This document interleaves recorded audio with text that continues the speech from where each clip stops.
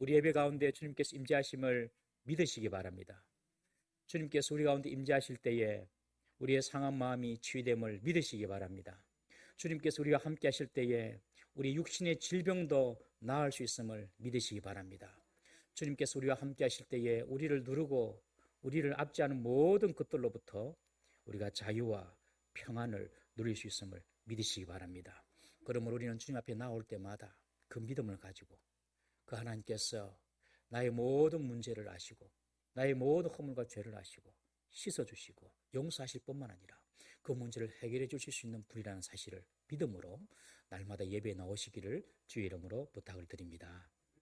저는 이 본문 말씀을 가지고 인생의 고난이 찾아올 때라는 제목으로 은혜를 나누고자 합니다. 우리가 계속 아브라함을 보고 있습니다. 하나님께서 아브라함을 그의 고향, 그의 친척집을 떠나라, 갈대아우르를 떠나고 그리고 하란을 떠나라고 명령하셨습니다. 아브라함은 우리가 살펴본 대로 하나님의 말씀 하나 붙잡고 하나님의 말씀을 따라서 고향을 떠나왔습니다. 그리고 마침내 가나안 땅에 도착을 했습니다. 가나안 땅에 약속의 땅, 가나안 땅에 도착만 하면은 아브라함은 아마 모든 것이 자기 뜻대로 될 줄 알았을 거예요. 그 땅을 하나님께서 주신다고 하셨으니 그 땅을 내가 차지해서 내가 뭔가 어떤 일들을 일구어 보리라 그렇게 예상하고 계획을 했는지도 모르겠습니다. 그런데 가나안 땅에 와보니 이미 그 땅은 다른 원주민들이 살고 있었던 땅입니다. 그들이 가나안 땅에 들어온 아브라함 가족을 좋아할 리가 없죠. 그래서 아브라함은 계속해서 거처를 옮기게 되는 것을 우리가 지난주에 살펴보았습니다. 옮기다가 건조하고 황량한 남방 지역까지, 광야 지역까지 아브라함은 계속해서 옮깁니다. 그러나 그럼에도 아브라함은 그때마다 제단을 쌓고 하나님의 이름을 불렀습니다. 그런데 오늘 그 땅에 오늘 본문에 보면 기근이 찾아왔다라고 기록하고 있습니다. 기근은 굶주림입니다. 가뭄이 들어서 굶주리게 되었다는 것입니다. 여러분 생각해 보십시오. 가나안 땅에 들어와서 이제 하나님께서 그 땅을 주실 것이라고 기대를 하고 있었는데 원주민이 살고 있어요. 그까지는 이해합니다. 언젠가 주시겠지. 그러나 이 땅은 하나님께서 주신 복된 땅이야 라고 믿었을 것입니다. 그런데 그 땅에 기근이 찾아온 것입니다. 아니 옮겨 다니는 것도 원주민을 피해서 옮겨 다니는 것도 서럽고 위험하고 힘든데 그런데 그 위에 이제는 생존의 문제까지 찾아온 것입니다. 먹고 살아야 되는 생존의 문제까지 기근이 찾아왔던 것이죠. 여러분 안 좋은 일을 만나면 안 좋은 일이 꼭 하나로 오는 것이 아닙니다. 꼭 짝으로 와요. 짝으로. 그래서 설상가상이라는 그런 옛날 말도 있고 엎친 데 덮친 게 이다 뭐 이런 말도 있고요. 몸이 안 좋은데 경제적으로까지 힘든 일이 겹칩니다. 또 거기에다가 사람과의 관계까지 문제가 생깁니다. 여러분 이 문제가 이렇게 겹쳐서 올 때 우리는 어찌해야 됩니까? 정신을 똑바로 차려야 됩니다. 그때는 진짜 중요하고 진짜 근본적인 것이 무엇인지를 잘 기억해야 됩니다. 진짜 중요한 것이 뭔가. 여러분 진짜 중요한 것은 꼭 붙잡아야 됩니다. 그 다음에 우리 앞에 온 그 문제를 하나씩 해결해 나가야 되는 것입니다.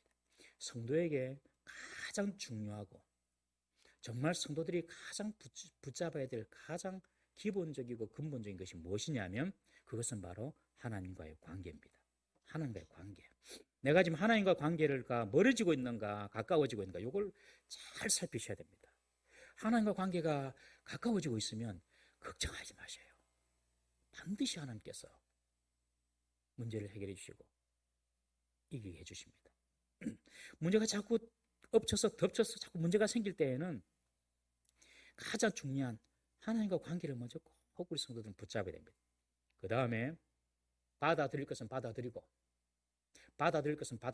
그 다음에 해결해야 될 문제는 하나씩 문제를 해결해 나가면 여러분 어느 순간 우리 문제가 해결되어 있음을 보게 될 것입니다.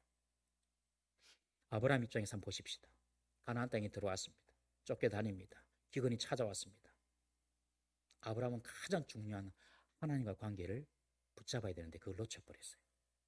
여러분 아브라함 입장에서 볼 때에 하나님께 아마 크게 실망하고 심지어 하나님께 배신감도 느꼈을 수가 있습니다. 가나안 땅에 뭐 오고 싶어서 내가 왔습니까? 하나님께서 불러서 간 거 아닙니까? 그리고 가나안 땅에 와보니까 뭐 준다고 해놓고 뭐 미래적인 그런 약속만 있고요. 거기에다가 굶주림이라는 기근까지 찾아왔습니다. 아마 이 아브라함은 하나님에 대해서 실망하고 그로 인한 좌절과 절망감에 빠졌을 것입니다. 여러분, 우리들도 이런 경우가 있습니다. 말씀 따라가 보고 기도해보고 하나님의 도움을 구하고 구했는데, 그리고 날마다 하나님 뜻대로 순종한다고 살아봤는데, 예배도 잘 드리고 교회도 잘 다니고 해봤는데 내 문제는 해결될 기미가 보이지 않고 오히려 답답한 상황만 계속 연출되어질 때, 여러분, 그때는요 하나님에 대한 실망이 생기게 되는 것입니다. 아브라함은 기근 자체라는 무서운 재앙도 두려웠지만, 그러나 무엇보다도 하나님에 대한 실망감이 더 컸을 것입니다. 하나님에 대한 실망이 생기면요 기도 안 됩니다. 하나님에 대한 실망이 생기면 교회 안 가고 싶습니다. 예배 안 드리고 싶습니다. 하나님에 대한 실망이 생기면 하나님 말씀 붙잡고 살아야겠다, 이런 생각 자체가 사라집니다.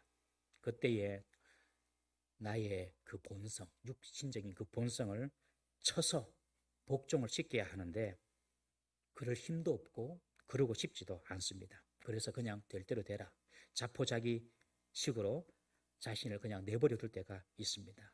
그러면 하나님과 관계는 더 멀어지죠. 그리고 하나님과 관계가 더 멀어질수록 현실의 문제는 더 크게 보이고 더 무겁게 다가오는 것입니다. 그래서 더 불안하고 더 두렵게 여겨지게 되는 것이죠. 여러분, 그래서 이 아브라함이 하나님과의 관계가 점점점 멀어졌을 때에, 그리고 애굽에 내려갔을 때에는 이제 하나님은 보이지 않고 그때부터는 그냥 눈에 보이는 대로 살게 되는 것입니다. 눈에 보이는 현실이 요구하는 대로 살게 되는 것입니다. 기근을 피해서 눈에 보이는 현실적인 대안을 찾아서 어디로 갑니까? 애굽으로 내려갑니다. 애굽으로. 당시 애굽으로 내려가는 것은 아주 상식적인 행동이었습니다. 가나안 땅에, 이 가나안 땅, 지금 이스라엘 땅 가나안 땅은 우기와 건기가 아주 뚜렷합니다.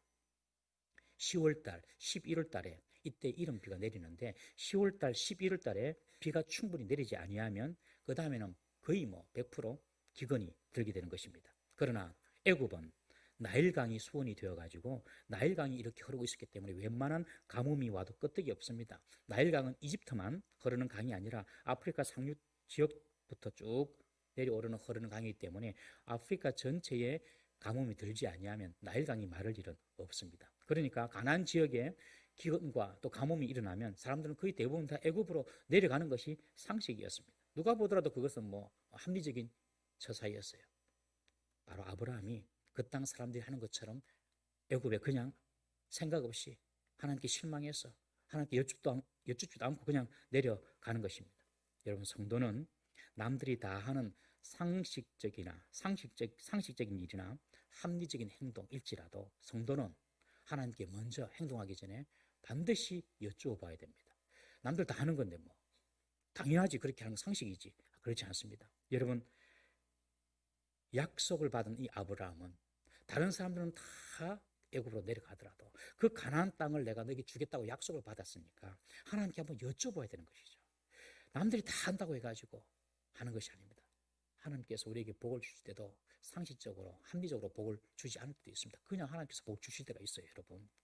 그러니까 성도는요, 남들이 다 한다고 해가지고 따라가서는 안 되는 것이죠. 그러나 아브라함은 그렇게 했다는 것입니다, 여러분. 하나님께 이끌림을 받는 사람이 성도라고 말씀드렸는데, 하나님께서 우리 사람 이끌어 주시잖아요. 이걸 우리가 믿잖아요.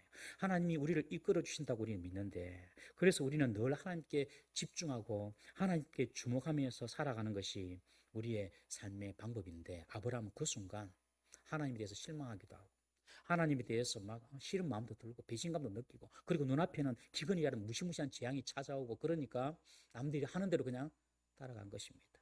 여러분, 문제가 엎친 데 덮치는 격으로 찾아오고 내 현실의 문제가 해결되지 않을 때 가장 먼저 우리가 붙잡아야 될 것, 나와 하나님과 관계, 지금 이것이 바른가 꼭 살펴보십시오. 여러분, 하나님이 우리의 삶을 인도하시는데, 하나님 우리의 삶을 인도하시는 길도요, 처음부터 꽃길이 아닐 수가 있습니다. 시작이 고통이고, 그리고 난관이 많고, 내가 하는 방식이 아닌 다른 이상한 방식으로 하나님께서 나를 인도하실 수가 있다는 거예요. 하나님이 요셉을 통해서 요셉 온 가족을 먹여 살리지 않습니까? 나아가서 이 요셉의 아버지 야곱의 그 가족을 통해서 이스라엘이라는 민족을 하나님께서는 계획하고 계셨어요. 그래서 이 요셉의 가족을, 즉 야곱의 가족을 살리기 위하여서 먼저 요셉을 애굽에 보냅니다. 보내서 총리가 되게 하려고. 총리가 돼서 나중에 이 요셉의 아버지 야곱의 가족을 다 데리고 오게 하려고. 그런데 그 일하시는 방법을 한번 보십시오. 형님들에 의해서 요셉이 죽을 뻔한 위기를 넘기고 종으로 팔립니다. 애굽의 종으로 가서 거기서도 누명을 뒤집어 쓰고 죄수가 됩니다. 이것은 요셉이 원했던 방식이 절대로 아니죠. 요셉은 그걸 원하지 않았습니다. 그래서 감옥에 있으면서도 요셉은 틈만 나면 그냥 자유인이 되려고 애를 많이 썼던 사람이에요. 여러분, 요셉이 원하지 않았던 그런 방법이었지만 하나님께서 그 방법을 통하여서 요셉을 애굽의 총리가 되게 하시고 온 가족을 애굽으로 인도하게 되신 것입니다. 사랑하는 성도 여러분, 저와 여러분들의 인생은 하나님의 우리가 백성이라면 지금 우리 하나님께서 내 삶을 이끌어 가고 계심을 철저하게 믿으시기 바랍니다. 그 길이 내가 지금 원치 않는 길이라도 방법이라도 그냥 믿어버리는 거야. 하나님이 신실하시니까 하나님 나를 이끌어 가신다. 지금 목사님 지금 뭐 직장도 없고 뭐 경제적으로 힘들고 몸도 아프고 예, 그래도 하나님은 지금 우리를 이끌어 가고 계십니다. 우리에게 필요한 것은 힘들고 어려울 때에 하나님과 관계를 더 돈독하게 하는 것입니다. 더욱더 어려울수록 하나님께 집중하는 것입니다. 그것이 살 길입니다. 아브라함은 기근을 만났을 때에 남들이 한다고 남들이 다 하는 대로 애굽으로 내려간 것입니다. 그렇게 할 것이 아니라 먼저 하나님께 여쭈어 봐야 합니다. 성도는 항상 행동하고 결단하기 전에 하나님께 여쭈어 보아야 하는 것입니다. 아브라함의 이런 모습이 꼭 우리와 닮지 않았습니까, 여러분? 하나님을 찾고 기도도 하고 하나님 말씀대로 해도 형편은 나아지지 않고 그래서 하나님께 실망이 될 때가 있지 않습니까, 여러분? 지난주 목요일 날 한 형제가 저를 찾아왔어요. 제가 전도사 때 가르치던 학생입니다. 지금 마흔이 이제 훌쩍 넘었어요. 제게 하는 말이 목사님, 아직까지 장가를 못 가고 있는데 꼭 믿는 사람하고 결혼해야겠습니까? 목사님 그러는 거예요. 좀 안 믿는 사람하고도 결혼해가지고 좀 내가 변화시키면 안 됩니까? 그러더라고요. 기도하고 지금까지 기다렸는데 안 되더라는 거예요. 물론 자기한테도 문제가 있겠지만 안 되더라는 거예요. 그래, 믿지 않는 사람하고 결혼해도 된다. 그렇지만 네가 선교사의 마인드를 가지고 결혼하면 된다.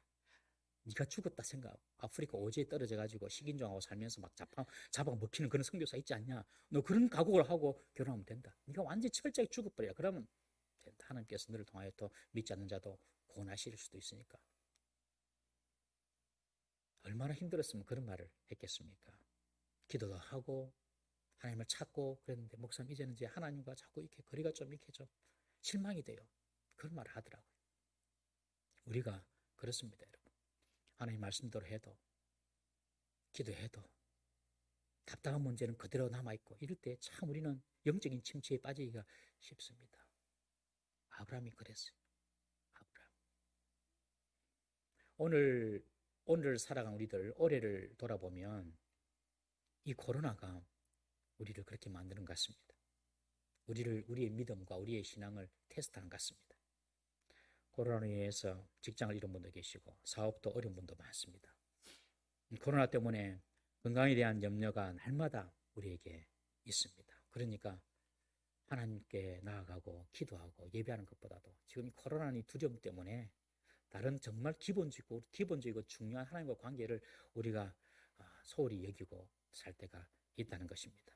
여러분, 아무리 코로나가 있고 내가 당장에 먹고 사는 것이 급해 보여도 내 생명이 중요한 것처럼 보이더라도 여러분들이 있는 곳에서 늘 하나님을 찾고 예배하는 이 마음을 놓치지 말기를 주의 이름으로 부탁을 드립니다. 아브라함이 기근을 만난 것이나 우리가 코로나를 만난 것이나 혹은 우리의 삶에 여러 가지 문제가 겹치고 엎치고 와서 덮치고 와서 우리가 힘든 그런 상황이나 다 비슷한 상황이지만 그때 우리가 꼭 기억해야 될 것은 하나님과 관계를 잘 생각해야 하는 것입니다. 아브라함은 기근이라는 현실적인 문제 앞에서 신앙의 도리를 포기하고 말았습니다. 현실적인 문제 앞에서 하나님 약속도 다 잊어버리고 말았던 것입니다. 군대에서 있었던 일인데요. 군대에 가면 병사들이 예배를 드립니다. 제가 있을 때만 해도 지금은 잘 모르겠는데 한 군인 한 종교학기 그게 이제 명령이 떨어져서 모든 군인들은 전투력 향상을 위해서 기천불, 기독교, 천주교, 불교 이 세 개 종파 중에서 한 개 종교는 반드시 가져야 된다. 그래서 주일날 교회를 가든지 법당을 가든지 성당을 가든지 한 군데는 꼭 가야 된다. 이 명령이 떨어졌어요. 이제 병사들이 어디를 가는 줄 아십니까? 어디를 제일 많이 가겠습니까? 어디를 제일 많이 가겠어요? 교회에, 절에에.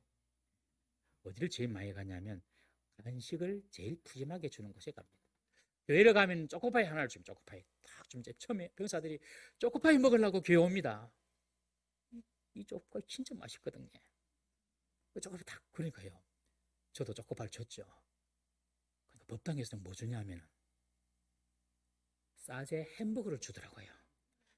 그래서 병사들 사이에 야 법당에서는 햄버거 준다 햄버거. 거주에는 햄버거 먹으러 다 가는 겁니다.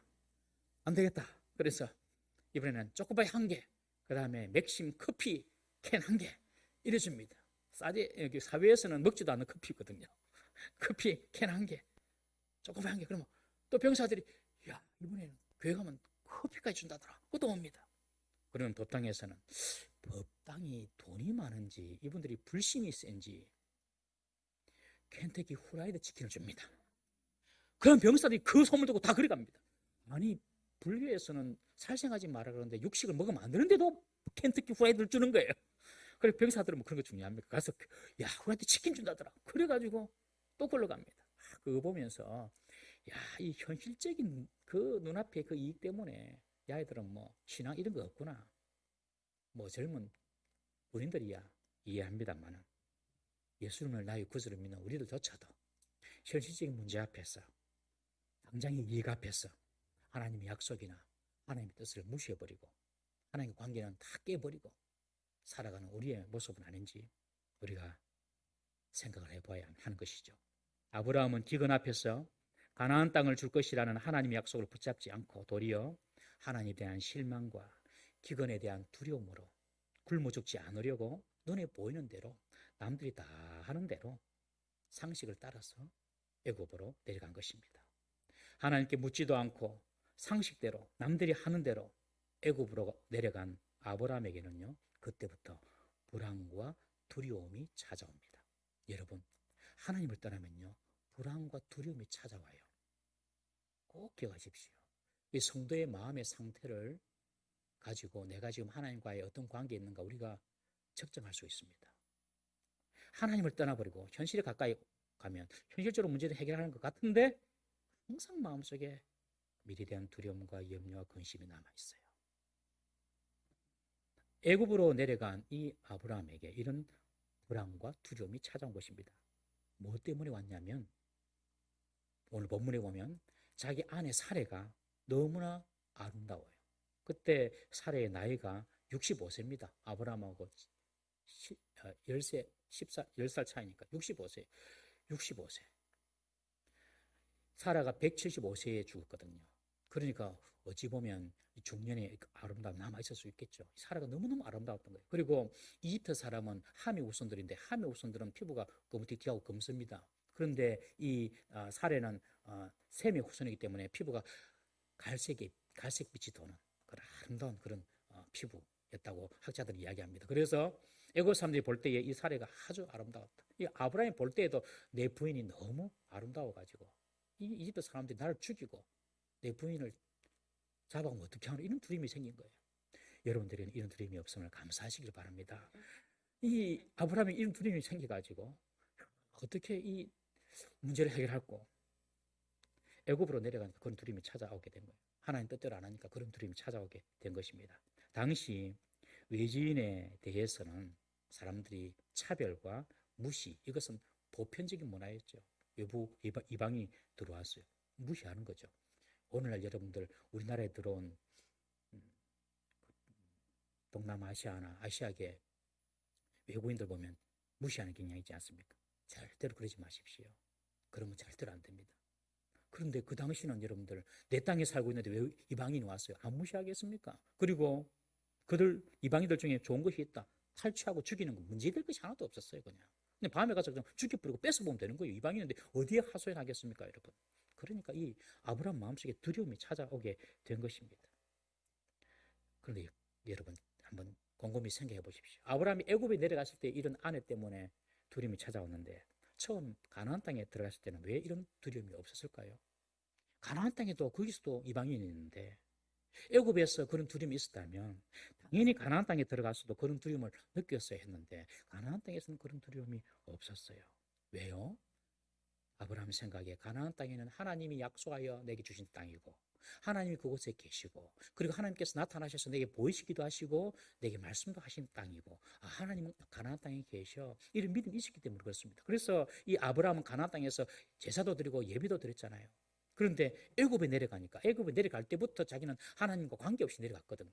그리고 애굽에는 하나님이 계시지 않는다고 생각했던 거예요. 이것이 그 당시 사람들이 가지고 있는 신들에 대한 생각입니다. 그 당시 사람들의 신들에 대한 생각은 한 지역에 머무는 신으로 그렇게 이해를 했어요. 한 지역 신으로 이해를 했거든요. 그러니까 가나안 땅에는 하나님께서 약속의 땅으로 주셔서 그곳에 계시지만은 애굽에는 그런 하나님은 없어. 여호와라는 하나님이 없어. 이렇게 이 아브라함은 믿었던 것입니다. 하나님에 대한 불신뿐만 아니라 하나님께서 애굽에 계시지 않는다는 그런 생각 때문에 이제 아브라함은 자기 스스로 자기 앞에 있는 두려움의 문제를 해결하려고 했던 것입니다.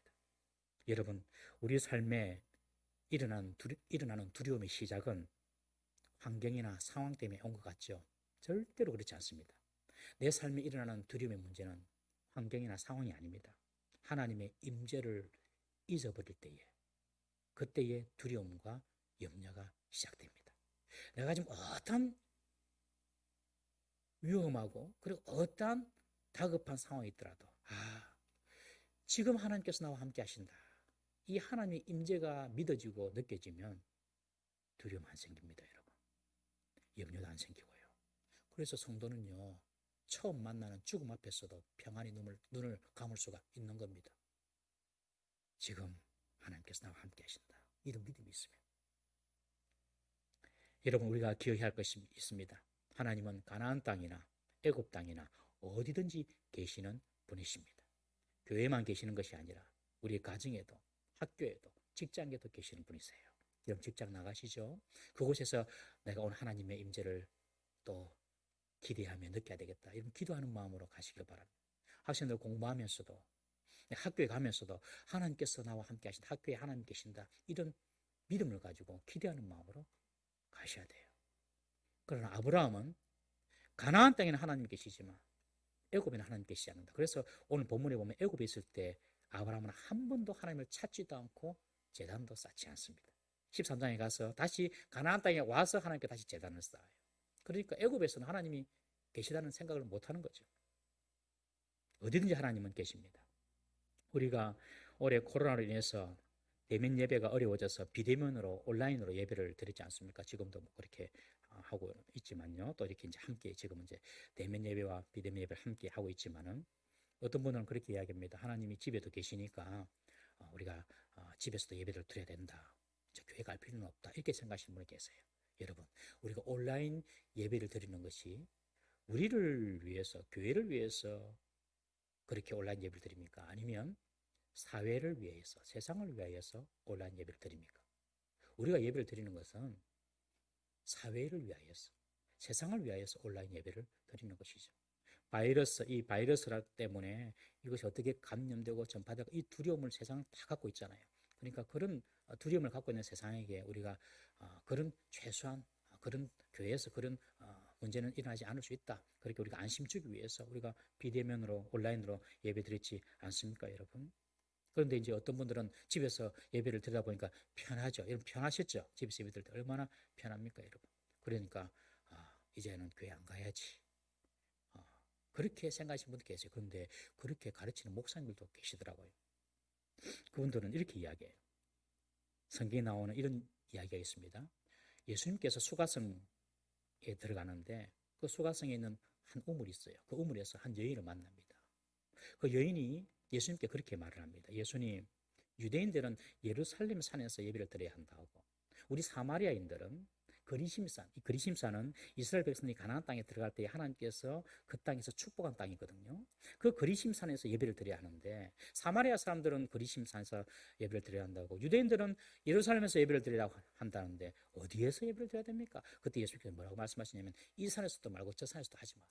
이 산, 저 산이 아니라 예배는 영과 진리로, 영이란 말은 성령으로, 하나님은 영이시니까 성령으로 예배를 드려야 되고, 성령을 따라서 예배드려야 되고, 진리는 하나님 예수님의 말씀이죠. 그러니까 말씀을 따라서 예배를 드려야 된다. 그런데 예배 드릴 때는 성령의 충만함을 가지고, 성령의 충만함을 사모하면서 하나님의 말씀, 하나님 말씀을 가지고 예배를 드려야 된다. 그렇게 말씀하셨어요. 이 본문을 가지고 예수님께서 영과 진리로 예배를 드려야 된다니까 장소는 관계없다, 그렇게 말하시는 분이 계세요. 아닙니다. 여러분, 예수님께서 지금 말씀하신 것은 예배의 본질을 말씀하시는 것이지 장소를 두고 말씀하시는 것이 아니에요. 지금 장소가 어떻다, 이게 중요한 것이 아니고, 예배는 성령으로 진리 가운데, 하나님 말씀 가운데 드려야 한다는 것입니다. 만약에 여러분들 집에서 예배를 드리는데 컴퓨터 앞에서, TV 앞에서, 핸드폰 앞에서 예배를 드리는데 그때 여러분들에게 성령이 더 충만히 느껴지고 여러분들 마음에 더 감동이 더 많이 생기고, 그러면 교회 나오지 마십시오. 괜찮습니다. 처음에는 무릎을 꿇고 다 TV 앞에 서서 앉아서 예배를 드렸는데 자꾸 반복되니까 자다 일어나서 잠옷 입고 예배드리고, 세수도 안 하고 예배드리고, 예배드리다가 하나님 말씀 듣다가 전화 오면 전화 받고, 물 마시고 싶으면 가서 물 마시고, 애기들 때리면 쫑이나 그러지 않고, 그러면서 예배 드린다면 여러분, 그것은 성령과 진리로 드려진 예배가 아니죠. 잘 생각하셔야 됩니다. 성경은요, 모여서 예배 드리라고 가르치고 있습니다. 우리 히브리서 10장 25절 말씀 한번 보겠습니다. 히브리서 10장 25절 시작. 모이기를 피하는 어떤 사람의 습관과 같이 하지 말고 오직 권하여 그날이 가까움을 볼수록 그리하자. 말세 때가 될수록 더욱더 모여서 예배하라.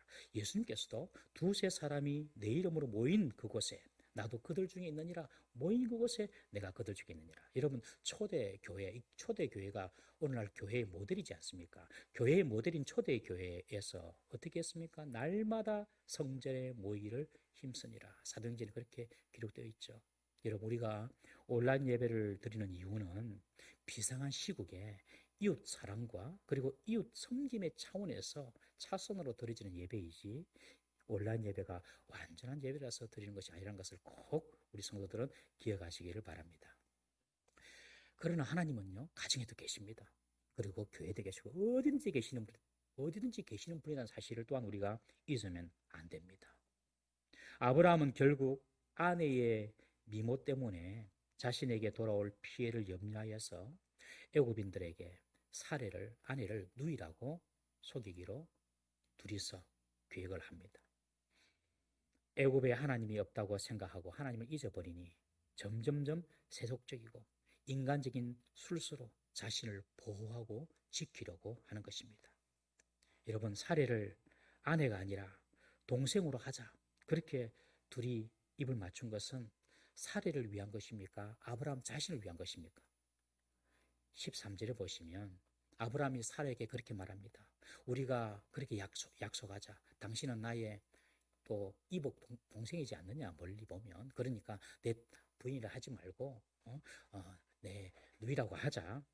그러면서 13절에 보시면 그러면 그대로 말미암아 안전하고 내가 그대로 말미암아 내 목숨이 보존되리라.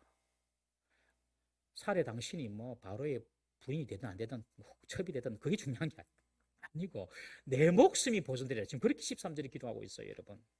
사례에 어찌됐든지 간에 나만 살면 된다는 것입니다. 여러분, 이것이 아브라함입니다. 아브라함이 이런 인간입니다.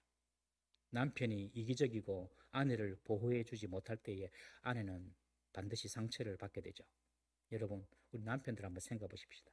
여러분들 아내가 여러분들을 위해서 존재하는 그런 어떤 부속품입니까? 아니면 정말 아내를 사랑하십니까, 여러분? 남편들. 저는 이 설교를 준비하면서 제 아내에게 미안하다 그랬습니다. 여러분들도 저와 비슷한 생각 가지셨으면 집에 와서 미안하다 하셔야 돼요. 여러분, 정말 아내를 사랑합니까? 아니면 아내가 여러분들을 위해서 존재합니까? 남편들. 나의 필요를 위해서 아내를 두고 있는 겁니까? 아내를 사랑해서 하나님께서 내게 주신 돈은 배필이니까 사랑함으로 내가 아내를 대합니다. 우리 남자들 좀 솔직해져야 됩니다. 진짜 솔직해져야 됩니다. 베드로는 그렇게 말합니다. 3장 7절에 베드로전서 3장 7절에 제가 읽어드릴게요. 남편들아 이와 같이 지식을 따라 너희 아내와 동거하고 그를 더 연약한 그릇이요 또 생명의 은혜를 함께 이어받을 자로 알아 귀히 여기라. 이는 너희 기도가 막히지 않게 하려 함이라. 와, 이건 내가 주지도 않았는데 바로 띄우실 분이에요. 한번 읽어볼까요? 시작. 남편들아 이와 같이 지식을 따라 너희 아내와 동거하고 그를 더 연약한 그릇이요 또 생명의 은혜를 함께 이어받을 자로 알아 귀히 여기라. 이는 너희 기도가 막히지 아니하게 하려 함이라. 아내를 귀하게 여기지 아니하면 남편들 기도 다 막힙니다. 아내를 귀하게 여기지 아니하면 남편들 기도 하나 올라가 다 떨어진다니까요, 여러분. 이게 얼마나 무서운 일입니까?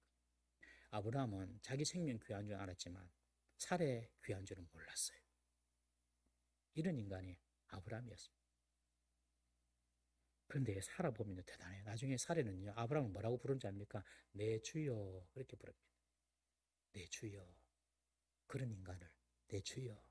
여러분들, 남편이 좀 파렴치하고, 뒷밖에 모르고, 썩이 밴댕이처럼 좁고, 그래도 남편에게 내 주여, 한번 해보세요. 사례는 그런 아브라함을 주여라고 부릅니다. 아브라함은요, 사례를 바로에게 바칠 뿐만 아니라 사례를 통해서 자손을 주시겠다고 하신 하나님의 약속도 내팽개쳐 버린 것입니다. 오직 자신의 현실의 생명 보존을 위해서 아내를 바로에게 첩으로 내어주고 사례를 통해서 자손을 주시겠다는 하나님의 약속도 버려버리는 것입니다. 여러분, 이런 사람이 믿음의 조상이 되었습니다. 하나님께서 아브라함을 믿음의 조상으로 불러주신 것은 아브라함이 처음부터 믿음이 좋아서가 아닙니다. 그도 죄와 결점이 많은 연약한 인간이었습니다. 아브라함을 선택하신 것은 하나님께서 이런 사람조차도 이런 사람을 어떻게 믿음의 사람으로 만들어 가시는가를 보여주시는 것입니다.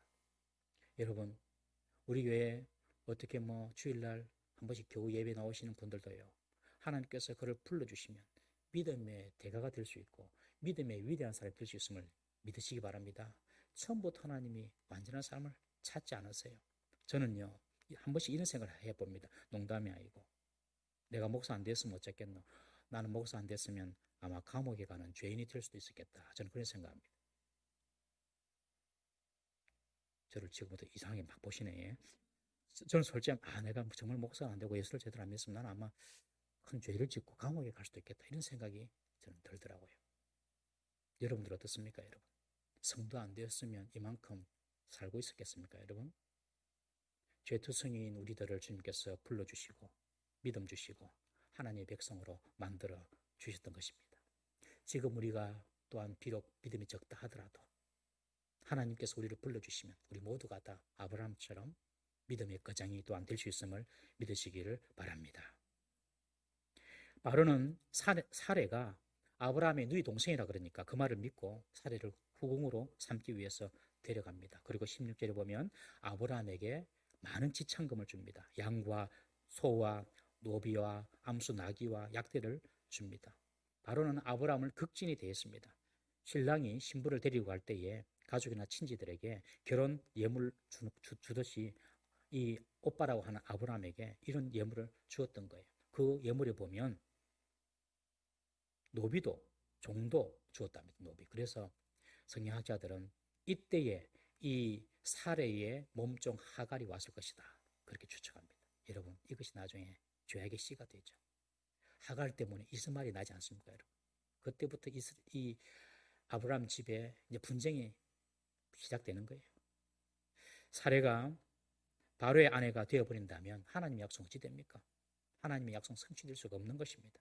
하나님께서는 아브라함에게 이미 사례를 통하여서 큰 민족을 이룰 것이라고 말씀하셨습니다. 그래서 하나님은 이제 직접 하나님이 개입하시기 시작하십니다. 하나님이 바로와 그 집에 재앙을 내리셨습니다. 어떤 재앙인지 알 수 없지만은 학자들은 큰 어떤 역병이다, 질병이다, 전염병이다 그렇게 추측을 합니다. 어쨌든 이 바로가 깨달았습니다. 아, 저 사례라는 여자를 내가 취하면 안 되는구나. 그것을 깨달았어요. 그리고 우여곡절로 그 사례가 아브라함의 아내라는 사실을 알게 된 것입니다. 그리고 사례를 돌려보냅니다. 하나님은 아브라함에게 하신 자신의 약속을 스스로 지키시고 보호해 나가셨습니다. 비록 아브라함이 약속을 어기더라도 하나님은 자신이 세운 약속을 지키고 이루어 가셨습니다. 지금 하나님은 아브라함을 믿음의 사람으로 키워나가시는데 하나님이 어떤 분인지 지금 아브라함에게 보여주고 있는 겁니다. 하나님은 당신이 하신 약속은 반드시 지킨다. 이것을 지금 아브라함에게 교육해주고 있는 거예요. 여러분, 하나님의 약속과 계획은 그 누구도 그 무엇도 망칠 수 없음을 믿으시기 바랍니다. 아브라함의 계교도 그리고 바로의 절대 권력도 하나님의 계획을 깨뜨릴 수는 없는 것입니다. 하나님께서 전 인류에게 하신 하나님의 약속이 있습니다. 그것이 무엇입니까? 그리스도 안에 있으면 누구든지 새로운 피조물이 되고 그리스도 안에 있으면 누구든지 죄 용서받고 구원받게 된다는 것입니다. 하나님이 세우신 약속입니다. 구원이 인간의 행위에 달린 것이 아닙니다, 여러분. 아브라함처럼 인간이 잘못하고 실수하더라도 하나님의 약속이 파괴되는 것이 아닙니다. 하나님이 약속하셨으니 하나님이 이루어 가시는 것입니다. 하나님은 그리스도 안에 있는 자라면 누구든지 죄 없다라고 말씀해 주십니다. 그리고 당신의 백성으로 삼아 주시는 것입니다. 이것이 기독교의 구원관이고 신자의 믿음인 것입니다. 처음부터 끝까지 누가 한다고요? 하나님이 하시는 것입니다. 오늘 저와 여러분들이 이곳에 있는 것이 하나님이 우리의 삶에 개입하셔서 우리가 이곳에 있는 결과인 줄 믿으시기를 바랍니다. 하나님은 바로에게 나타나셔서 근데요, 바로와 그 집에 재앙을 내리셨어요. 잘못한 사람은 아브라함인데 바로에게 징계하십니다. 여러분, 성도가 하나님의 사람이 하나님 말씀대로 살지 못하면요, 자신뿐만 아니라 누가 어려움을 당하냐면 주위에 살고 있는 세상 사람들이 고통을 당하게 되는 것입니다. 다윗이 밧세바를 범했습니다. 다윗이 하나님 말씀을 어겼어요. 그러니 밧세바의 가정, 우리아의 가정이 완전히 해체가 돼버립니다. 그러나 하나님 백성이 하나님 말씀대로 살면 다른 사람도 복을 받습니다. 요셉이 보디발 장군의 아내 유혹을 피해가지고 말씀대로 자기를 지켰잖아요. 그러니까 보디발 장군의 가정이 보호가 된 것입니다. 그래서 성도는 세상을 살 때에 세상에 대해서 책임지는 자세로 살아야 할 줄로 믿습니다. 우리가 하나님 말씀대로 살면 세상이 좋아집니다. 그러나 우리 하나님 말씀대로 살지 못하면요, 세상이 나빠진다는 사실을 꼭 기억해야 하는 것입니다. 그리고 오늘 본문에 보면 아브라함에게는 아무런 벌도 내리지 않아요. 여러분, 지금 왜 하나님께서 아브라함에게는 말도 안 합니다. 네 잘못했다 이 말도 안 합니다. 하나님은요, 아브라함의 믿음의 수준을 다 알고 계세요. 이제 뭐 겨우 와가지고 지금 이제 믿음 조상이 되려는 그런 시발점에 있는데 이 아브라함의 믿음을 하나님은 아주 유아적이라고 보신 거예요. 아주 믿음이 작다. 하나님께서 이미 알고 계세요. 여러분, 어린아이 같은 믿음을 가진 아브라함에게 그의 실수나 잘못을 하나님께서 그렇게 징계하지 않습니다. 하나님이요, 아무나 징계하지 않습니다. 너무 믿음이 자꾸 어리면요, 별로 징계 안 해요. 그냥 기다려주세요. 그냥 저희 집에 3학년짜리가 있고 2살짜리가 있는데 2살짜리가 아무리 잘못해도 크게 매를 안 듭니다. 그러나 3학년짜리가 잘못하면 매를 듭니다. 하나님도 마찬가지입니다. 내가 잘못하는데도 하나님께서 별로 징계를 안 한다 싶으면 네 믿음은 아직까지 유하다 생각하시면 됩니다. 어찌 보면 좀 징계를 많이 받는 사람이 하나님 보시기에 지금 더 기대하는 바가 크고 믿음이 있는 사람이라고 볼 수 있어요. 아브라함은 너무 유아적인 믿음을 가지고 있기 때문에 하나님께서 단 한마디 아브라함의 잘못과 실수에 대해서 말하지 않습니다. 그 대신 하나님은 꾸짖지 않죠. 누가 꾸짖습니까? 바로가 꾸짖습니다. 18절 19절에 보면 바로가 아브라함을 부릅니다. 바로가 아브라함 불러서 네가 어찌하여 나를 이렇게 대접했냐? 네가 어찌하여 그를 내 아내라고 고하지 아니했느냐? 내가 어찌하여 그를 누이라고 말하여서 내가 그를 취하했느냐? 어찌하여 3번이나 반복하였어. 아브라함에게 따집니다. 아브라함은 바로의 추궁에 아무 말도 못하고 그 추궁을 다 받으면서 수모를 당하는 장면을 우리가 볼 수가 있습니다. 세상이 여러분들 우리를 꾸짖을 때가 있습니다. 하나님의 백성이 하나님의 백성으로 살지 못할 때에 예수님은 소금이 맛을 잃으면 밖에 버려져서 사람들에게 밟힐 뿐이라고 말씀하셨죠. 그리스도인으로 살아가지 못할 때에 세상이 우리를 비난한다는 사실을 꼭 기억해야 합니다. 그러므로 그리스도인으로 살아가는 것은 세상에 대한 중대한 책임이 있다는 사실을 믿으시기를 바랍니다. 무엇보다도 그리스도인은 하나님의 계심을 철저히 믿고 믿을 뿐만 아니라 하나님의 계심을 보여주는 사람이 되어야 됩니다. 그리고 하나님을 전적으로 신뢰하는 모습을 우리가 보여줘야 합니다. 똑같은 문제를 당하더라도 야, 저분은 정말 하나님을 신뢰하는 것 같아. 정말 하나님 믿는 것 같아. 그런 모습을 우리를 통하여 세상이 볼 수 있어야 하는 것입니다. 그렇지 아니하면 세상에서 우리가 수치와 부끄러움을 당하게 되는 것입니다. 바로는 결국 사례를 데려가게 하고 아브라함에게 속한 모든 소유를 다 보내줍니다. 여러분, 아브라함이 이 사건을 경험하면서 하나님에 대해서 더 큰 깨달음을 그는 가졌을 것입니다. 야, 애굽에서도 하나님이 계시는구나. 야, 하나님은 정말 당신의 약속을 철저히 지켜나가시는 분이시구나. 아브라함은 자신의 실수와 실패를 통해서 하나님을 지금 조금씩 알아가고 있고, 그리고 믿음이 조금씩 자라고 있는 것입니다. 하나님은 절대로 자기 말씀을 지키신다. 훗날 하나님께서 아브라함에게 내 아들 이삭을 바쳐라 할 때 이 아브라함이 그 이삭을 바치면서 믿었던 바가 있습니다. 하나님은 이삭을 통하여 아들을 자손을 주신다고 하셨으니 내가 이 이삭을 죽이더라도 하나님은 이삭을 다시 살리게 해주실 거야. 이 믿음까지 지금 자라가게 되는 것입니다. 처음에는 우리의 믿음이 유아적이고 어릴지라도 하나님은 그 사실, 우리의 존재를 아시고 하나씩 우리의 믿음이 자라도록 이끌어 나가시는 분이십니다. 사랑하는 성도 여러분, 우리에게 가나안에 닥쳤던 그런 기근과 같은 어려움, 고난이 올 수가 있습니다. 문제가 엎친 데 덮친 격으로 문제가 생길 수가 있습니다. 그때 꼭 기억하십시오. 하나님과 나의 좀 관계가 지금 바로 정립되어 있는가? 이 사실을 꼭 기억하시고 어떠한 순간에도 하나님을 신뢰하시고 말씀대로 살아가는 저와 여러분 되기를 주의 이름으로 축원합니다. 아브라함처럼 때로는 낙심되고 하나님에 대해서 실망하고 이런 시간이 오더라도 하나님의 약속은 반드시 성취됨을 믿으시고 하나님을 붙잡고 믿음으로 승리하는 우리 모든 성도 되시기를 주의 이름으로 축원합니다. 다 같이 한번 기도하십시다. 우리 자신에게 있는 문제를 가지고 한번 기도하십시다. 하나님, 내게 이런 문제가 있는데 이런 문제 때문에 하나님에 대한 신뢰가 깨어지고 하나님에 대한 우리 믿음이 약해지지 않도록 주의 나를 붙잡아 주십시오. 어렵고 힘들 그때에 더 하나님을 바라보게 하시고 더 하나님을 붙잡을 수 있는, 하나님과 관계를 더 소중하게 여기고 하나님 관계를 바르게 만들어갈 수 있는 우리들 되게 해달라고 기도하십시다.